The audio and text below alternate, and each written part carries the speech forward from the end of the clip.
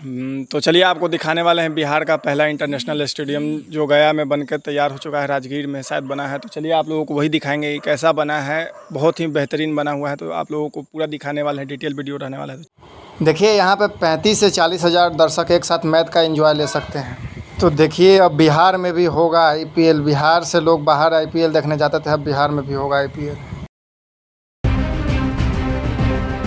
जो बाउंसी ज़्यादा होता है, आप देख सकते हैं यहाँ पर ग्रास भी है, पेस बॉलर को मदद मिलेगा, बैट्समैन को भी। पवेलियन है, उसका काम पूरा हो गया है, ग्राउंड का भी काम पूरा हो गया है। इन दोनों फैसिलिटीज की शुरुआत हो रही है। हम लोग पहले दिल्ली, इंदौर, रांची। आप खड़े होते हो उस पिच के ऊपर जिस पर इंटरनेशनल मैच खुश होते हैं, जो शोर ऑडियंस की तरफ से दिया जाता है। हम लोग जो टीवी पे मैच देखते थे, अब वो हम लोग को यहाँ देखने को मिलेगा।